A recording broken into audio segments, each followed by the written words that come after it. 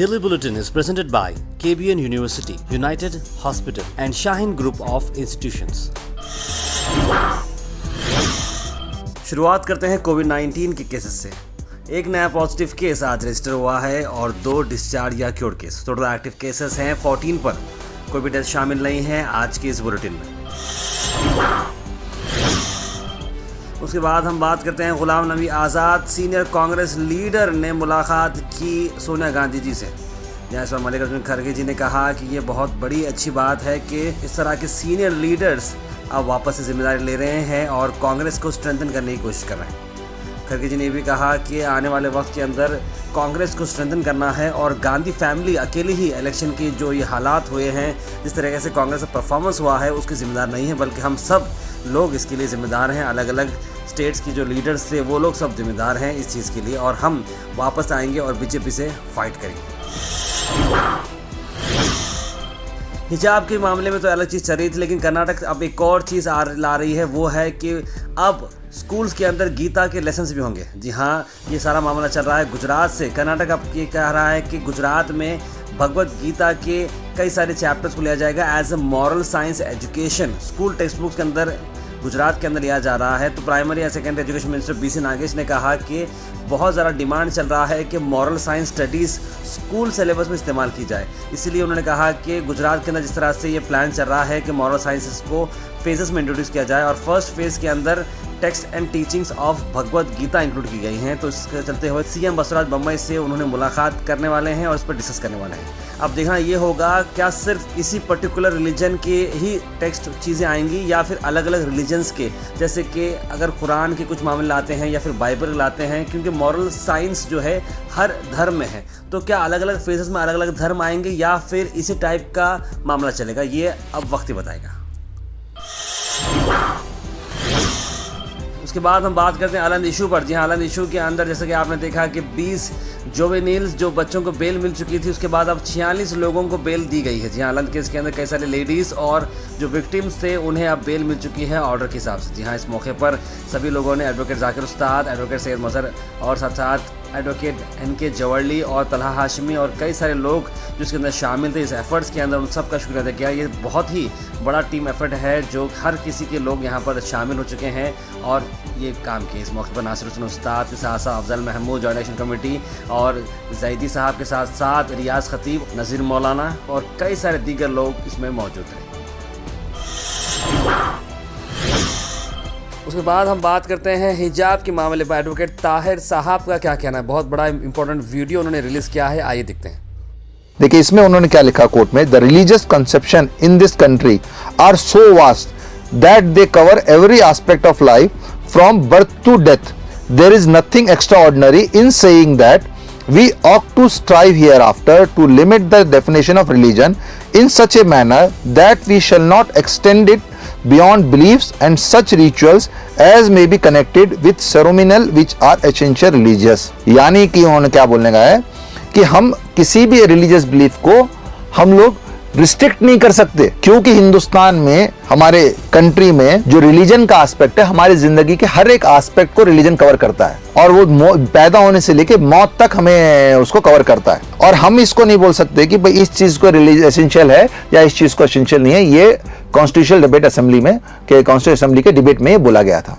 तो जजेस ने इस बात को कोट तो किया पर इस बात के ऊपर रिलाई नहीं किया। वो किस बात के ऊपर रिलाई किया? पेज नंबर 123 में लास्ट पैरे में डॉक्टर भीमराव अंबेडकर की एक बुक है, बुक के बारे में। उस बुक का नाम क्या है? पाकिस्तान और द पार्टीशन ऑफ इंडिया। वो बुक लिखी गई थी 1947 में। कॉन्स्टिट्यूशनल असेंबली का डिबेट कब हुआ था? 1948-49 में हुआ था, जब कॉन्स्टिट्यूशन बन रहा था। ये 1945 में बुक लिखी गई। उस बुक में चैप्टर 10 में पार्ट 1 में सोशल स्टैग्नेशन बोल के एक चैप्टर था। तो उसमें क्या लिखा गया कि जो मुस्लिम औरतें हैं वो हमेशा क्या करते हैं, अपने जो फैमिली घर के जो मेल मेंबर होते हैं वो लोग उनको देखते हैं और हमेशा वो लोग बुरके में रहते हैं। बुरके में रहने की वजह से उन लोगों को अंदर बहुत सारी बुराइयां मतलब तो बहुत समाजें पीछे रह जाती हैं और वो लोग ओपन आके मिल नहीं पाती और ये सारी प्रॉब्लम जो है ये हमारे बुरके की वजह से होता है। इसी को चलते हुए एक और बात जो अहम हम कर रहे हैं वो ये है कि former president of supreme court bar association Dushyant दावे ने एक मामला बाहर लाया। उन्होंने कहा कि वो सपोर्ट करें यंग मुस्लिम गर्ल जो हिजाब पहन रही हैं और स्कूल्स और कॉलेजेस के अंदर। यहाँ उन्होंने कहा कि एक सेकुलर इंडिया के अंदर अगर एक सीएम सैफरन के कपड़े पहनकर अपने गवर्नमेंट चला सकता है तो मुस्लिम लड़कियाँ हिजाब क्यों नहीं पहन सकती। ये सारा मामला इंटरव्यू हुई द वायर के अंदर, जहाँ पर कई सारे बातों ने कहा। उन्होंने कहा कि एक जो ऑर्डर था सुप्रीम कोर्ट का 1954 का, उसे मिस इंटरप्रेट किया गया है और सही तरीके से अप्लाई नहीं किया गया है, क्योंकि इस रिलीजन के अंदर क्या एसेंशियल होता है क्या नहीं होता है, कोर्ट को इसके अंदर दखल देने की ज़रूरत नहीं है। क्योंकि अब कोर्ट को पूछा गया था इस बारे में, इसीलिए कोर्ट ने जवाब दिया है। लेकिन सुप्रीम कोर्ट में जब ये चैलेंज किया गया है तो देखना होगा कि ये मामला हिजाब के फेवर में आएगा और मुस्लिम्स को जो इंसाफ मिलना है लड़कियों को, खास करके जो कॉलेज में हिजाब अलाउ नहीं किया जा रहा है वहाँ पर ये मिल जाएगा। यतीम खाना अंजुमन अंसारुस सफ़ा ने जनरल बॉडी मीटिंग हेल्ड कर रहे हैं। वो 20 मार्च दोपहर 2 बजे और सभी मेंबर्स को इन्फॉर्म किया जा रहा है और साथ साथ सभी लोगों को इस इवेंट के अंदर अटेंड करने के लिए ज़्यादा से ज़्यादा तादाद में बुलाया जा रहा है सभी मेंबर्स को। आज इस मौके पर प्रेसिडेंट एडवोकेट मज़हर साहब का क्या कहना है?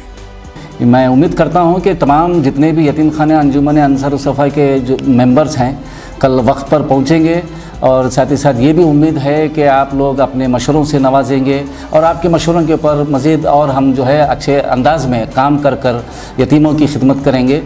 मैं तमाम मुअज़्ज़ज़ अरकान यतीम खाना से गुजारिश करता हूँ कि ज़्यादा से ज़्यादा तादाद में इस मीटिंग में शिरकत फरमाएँ और यतीम खाना की मैनेजिंग कमेटी ने जो भी इसके डेवलपमेंट के लिए इक़दाम किए हैं उसकी एनुअल रिपोर्ट भी पेश की जाएगी और जो भी दूसरे और इनिशिएटिव जैसा कि स्टडी सेंटर और दूसरे कंप्यूटर सेंटर वगैरह कायम करने के जो इक़दाम किए गए हैं वो भी आपके सामने रखे जाएंगे। और हमारे कामों में जो भी आप भी जो है मशवरा देकर हमको आगे आने वाले वक्त में क्या डेवलपमेंट करना है उसके लिए हमको मज़ीद मशवरे दीजिए। आखिर में हम बात करने वाले हैं आज के थॉट ऑफ द डे की। थॉट ऑफ द डे को स्पॉन्सर्ड किया है मनियार इंटीरियर मॉल में। जहाँ मनियार इंटीरियर मॉल अब जो एक नई लोकेशन पर आ चुका है स्टेशन रोड पर, जहाँ पर आपको सभी आपकी इंटीरियर की ज़रूरत पूरी होते हैं। आज का थॉट ऑफ द डे है know that your success is based entirely on your attitude, your commitment and self discipline. यानी कि अगर आप कामयाब हैं तो आपका एटीट्यूड किस तरह से उस पर डिपेंड है और आपके काम की तरफ कमिटमेंट कितना है और आपका सेल्फ डिसिप्लिन। ये तीनों चीज़ें बहुत अहम होती हैं अगर आप एक कामयाब इंसान बनते हैं। जी हाँ, आप देखते होंगे कई सारे लोग जो अब फिलहाल सक्सेसफुल हैं उनके अंदर आप देखते हैं कि वो डाउन टू अर्थ बहुत रहते हैं और वो जब भी कुछ काम करते हैं वो कमिटमेंट के साथ करते हैं और जो भी है वो एक सेल्फ डिसिप्लिन के दायरे में रह के काम करते हैं। तो उम्मीद करते हैं कि ये मॉरल आपको, ये थॉट ऑफ द डे पसंद आया होगा और आप इसे अपने लाइफ में इंप्लीमेंट करें। प्लीज़ कमेंट करके बताएं कि आपको ये कैसा लगा।